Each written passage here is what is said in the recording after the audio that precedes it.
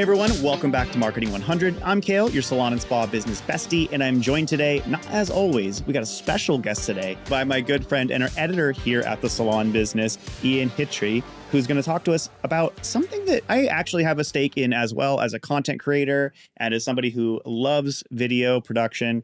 Ian, what are we talking about today? How do you hire a photographer or a videographer to shoot in your salon? I think the best place to start, and that's where I'm going to start, is your network. From a business owner standpoint, I am a business owner myself. Word of mouth is not always the best way to find clientele for yourself, but it is a good way to get recommendations from people that you have helped out in the past with your services, right? So the best place that I would start in looking for someone local in your area are people in your network, people that you know who have had a photo shoot. Maybe they had someone come in and take portrait shots, headshots of their entire staff. Did you like those photos?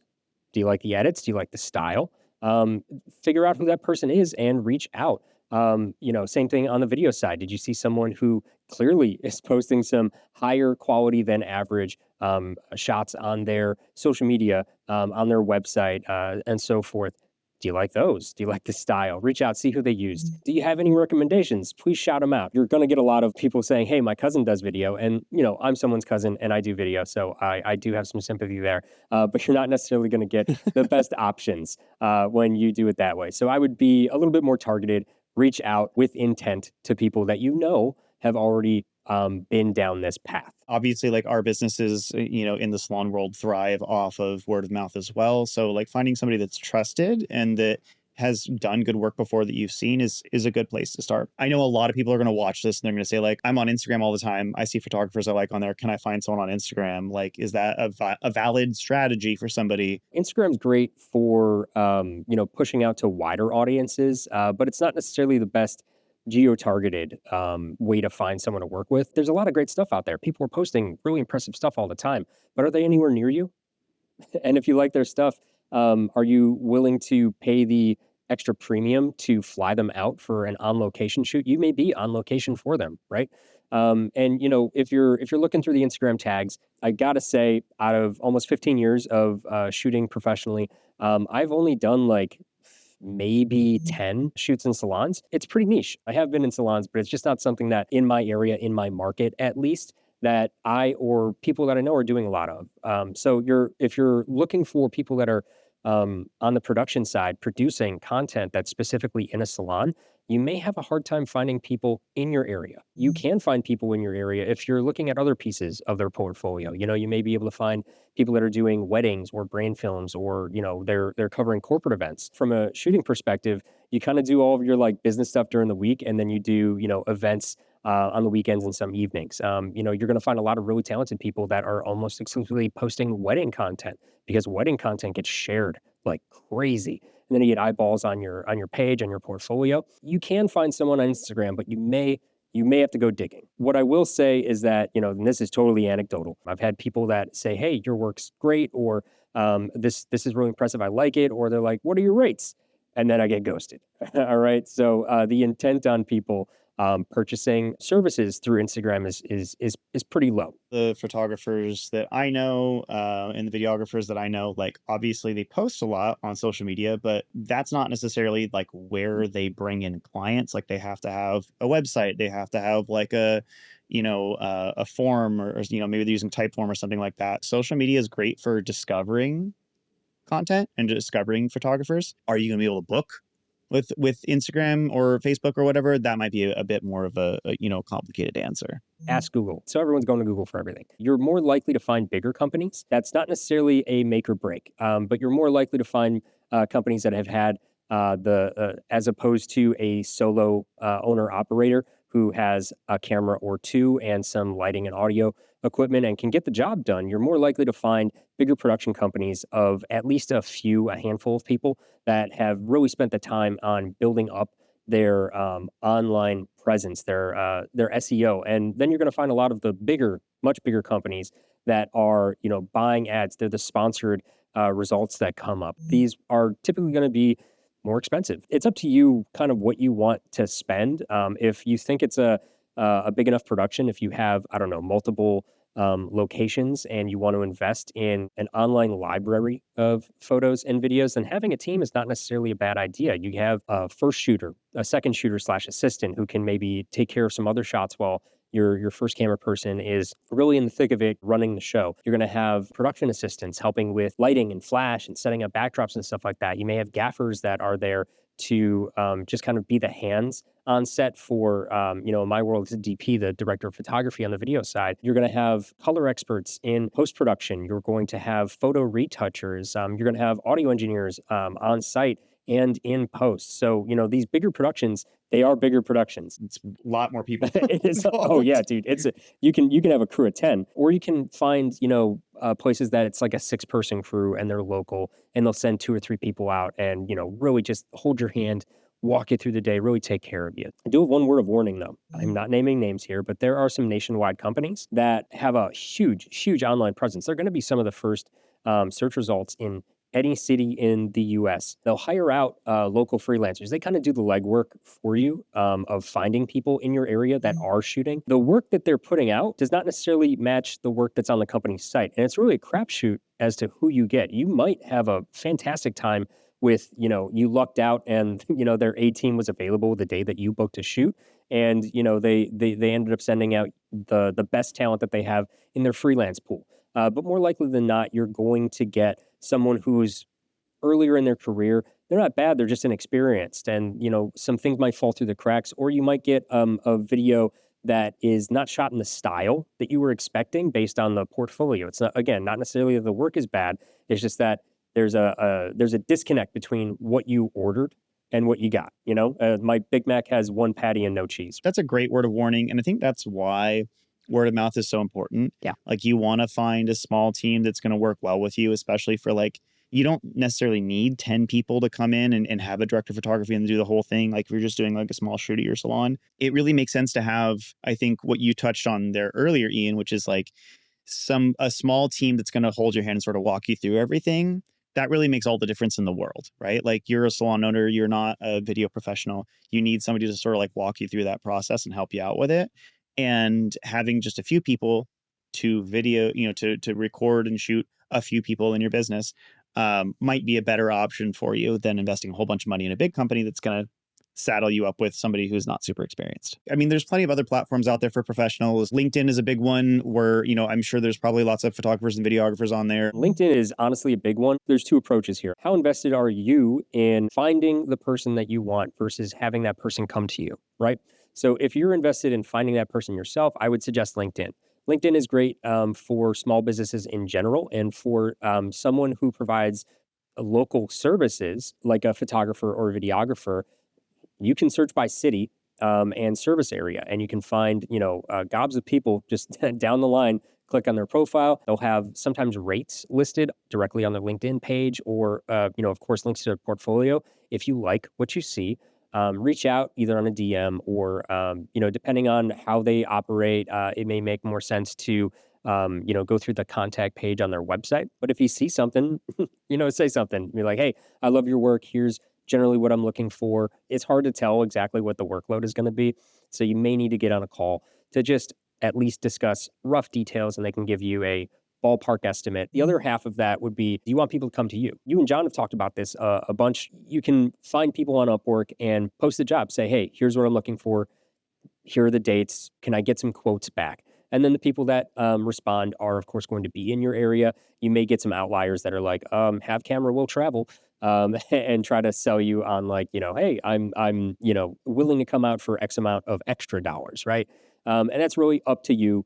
Go with your gut, who you like, whose work you think is the best, and take it from there. You can find a lot of professionals. It's not just about finding like a web designer or finding like a freelancer to like write you content for your website or something. Like you can find really good video professionals and photo professionals on Upwork or 99 Designs or whatever. There's a million of them out there. The one other place that I would mention, and this is kind of like an in between. We're not talking about weddings, but we're kind of always talking about weddings when you shoot photo and video. It's one of those things where, like, if you are hiring a professional, they have likely done dozens of weddings. I think I'm at around 300 under my belt at this point, and it's something that really polishes your fundamental skills. It's just you and a camera and some lighting equipment. for 10 to 12 hours at a time, 3, 4 times a month sometimes. The people that are wedding professionals are totally unfazed by most things that could ever happen on a shoot because they've seen the worst. You've seen it all. Oh yeah, dude. I have stories. We'll talk off camera, I'm sure. A couple places that I'd recommend looking for, again, geo-targeted people in your area who are working professionals behind the camera would be the Knot and Wedding Wire. Again, 9 times out of 10, these people are also, they have another part of their website, their portfolio. They have a business side where you can see, oh man, this wedding video, these wedding portraits look fantastic. Let me go to the website and see if they do business. Check that out. You may find some really stylized work that can separate you from sort of like the cold corporate side of photo and video where everything is clinical as opposed to sort of the warmth and vibrance that is part of most photo and video wedding shoots these days. I wouldn't have thought to go on like the Knot or something like that, but that actually makes such good sense. Like we've talked about like not writing off wedding photographers and videographers before, like in the episode where we talked about, like doing a media day. Most gigging photographers and videographers do weddings. Really? They sharpen their skills. That's how they get good. That's how they deal with all kinds of crazy shit. As Ian alluded to, they are consummate professionals a lot of times, and they are looking for more work. You're going to find a lot of very experienced photographers and videographers who would probably jump at the chance to do something like a salon video shoot because it's a lower stress situation where they can let their skills shine. And they know beauty, they know glamour, they know how to capture emotion on camera. All those things are important. There's lots of good places we talked about to find photographers and videographers, but I think what everyone's going to want to know at the end of the day is, what am I going to spend on this? Rates, like everything, vary. I don't want to pigeonhole us into being like, it's going to cost you this. And then you come back to the Marketing 100 guys and Of you're course, like, yeah. the right? So what I will say is that I would budget at least $2,000, and it could be a lot more. It really depends on the experience of the professionals that you're hiring, how big that team is. You can get quotes in different ways too, right? There's going to be some people that are selling packages. You may get a little bit of a sticker shock on a package because there's no line items. They're just like, hey, we're going to do all of this on this day. And they don't tell you how many people necessarily going to be there. They just kind of handle it. They have a list of deliverables, all the things that you're going to get after the shoot. And they're going to have a time frame of how long it takes to turn those things around. And they'll give you a general outline of like, hey, in this package, we will come to your business for 8 to 10 hours for one day or 8 to 10 hours for 2 days. Again, no line items there. It's just going to be one big price. Everything's going to be included. And then the other way that you may get quotes is an hourly and equipment breakdown. This would be my standard package includes X amount of cameras. Anything else is going to be a la carte. So you may get people that are like, hey, this is my 4-hour package. If you would like a second camera, it's going to be this amount. If you think you would like to have another photographer there or another videographer there or a production assistant, it's going to be X amount for that day. Oh, we need a gimbal. That's going to be an extra charge. Oh, we need extra lights. That's going to be an extra charge. And there may even be a separate line item for editing. And if you don't see a line item for editing, you need to ask. You need to make sure that you are getting the things that you want. There are plenty of people who show up and film, and the only thing that they're doing is providing high quality footage and giving that directly to their end client. That may be camera raw, take the card out, upload it to your computer, or they may do a little bit of polish and send it your way. Just make sure that you are getting what you need, what you're asking for, and that if it's a separate charge, you know that so you can budget accordingly. And then the last thing is that you may get pitched on a retainer. It makes sense for some clients. It doesn't make sense for others. You may get pitched on it. Someone might have some good selling points, but you're going to know whether or not it's for you. The way retainers are broken down are essentially social media is kind of what you use a retainer for these days. And it would be how many high quality posts on name your platform do you want to create over a given time? So if you have someone come in once a month in a day, can you create 30 60-second Instagram reels from a 1-day content shoot if that's your only goal? And then have them come in the next month and do it again. And if you do that, you have a retainer where you are posting with this person a full 60-second Instagram reel every single day. And it's up to you to determine if that's something that you want to do. You can, of course, scale that back. It doesn't make sense to have a retainer for someone to come in and do headshots of your staff every month, unless you want to have a photo shoot with your staff every month. It's a fun activity we do every month. Hey, everyone. I hope you have your hair and makeup done because we're on camera again.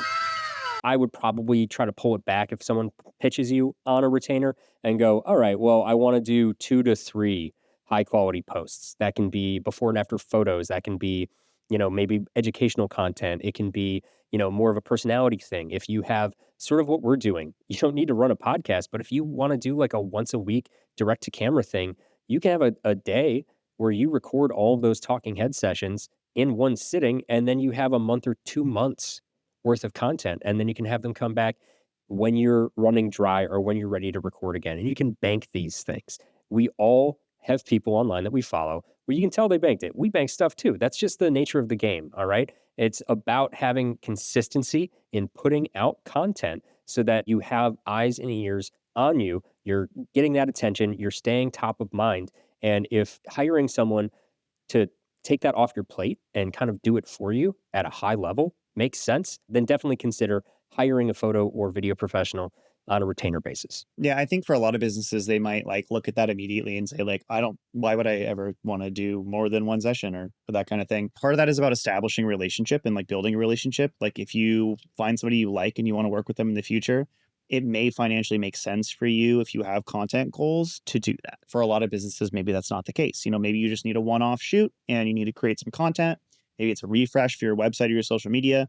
You're going to bank a bunch of content in a one-day shoot. Like we talked about in the Media Day video we did earlier on Marketing 100. We'll put a card up here so you can check that out. If it makes financial sense for you to do it because you've got bigger goals for your content or you want to do a lot more content for your business, it's something to consider for sure. That's the more of the story here, right? There's going to be a lot of options out there. You got to do some homework on this. You got to find the right fit and move forward from there. You know what? Next time, let's talk about what a content day even is from my perspective, someone who's produced hundreds of content days in my career. If you haven't already gotten subscribed to the Salon Business, get subscribed. It's that little white button down below. There's a bell next to it. You're going to want to ring that shit as well. If you want to see more of these snackable, tactical marketing tips, stay tuned. We're going to talk to Ian again soon about how to orchestrate a media day in your salon and do it right. If you want to try the tools that we use to run our salon businesses, you can check out MangoMint down in the description below. We've got a special offer down there. If you do click on our link, you get an extra 30 days on us. Don't tell anybody. Thanks for tuning in to another episode of Marketing 100. I'm Kale, your salon and spa business bestie, and I'll see you soon.